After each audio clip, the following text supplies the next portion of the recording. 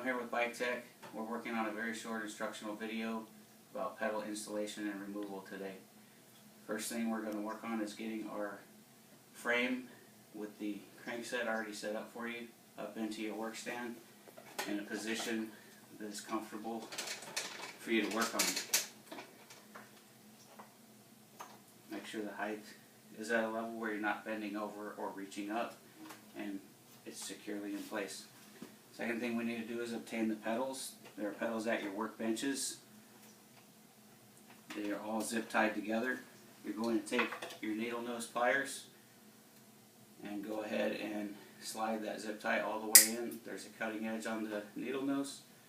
Open it up, and now we have to differentiate between a left pedal and a right pedal. One good way to do that, if you're really lucky, the L is on the left pedal. Some of the pedals are not marked. Another way to do that is to use your thumbnail, put them against the threads, and gently spin the pedal spindle. And if you're turning it the direction, this is a left threaded pedal, I'm turning it counterclockwise, and my thumbnail is working its way up the threads. If it were not, or if I tried to turn it the other direction, then I would know that that's a right side pedal. So this is in fact a left side pedal. Next thing we would like to do is put a little bit of grease on the threads, depending on what you have. We have some Park Tool grease on the top of your workbenches. I've already prepped mine before this video.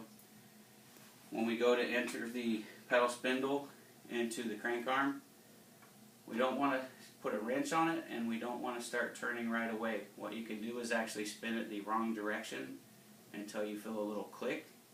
That is at the end of the threads.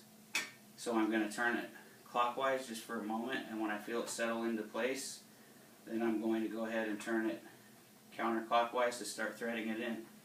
The reason I'm not using a wrench is to avoid cross-threading it. If I can't thread it in with my fingers, then there's probably something wrong. Once you have the pedal threaded most of the way, or preferably all the way in, you can use a pedal wrench at your workbench. And once you put the pedal wrench onto the pedal, you can just turn the entire crankset and tighten the pedal the rest of the way on using a little bit of leverage. We don't need to over tighten it. Conversely, when we go to remove the pedal, we're going to possibly need some leverage, and we can use the other crank arm to push against itself. So I have my right hand on the right crank arm, my left hand on the left crank arm. Since we just put this on counterclockwise, it's the left side. The left side is backwards, if you will. We need to rotate it clockwise in order to break it loose.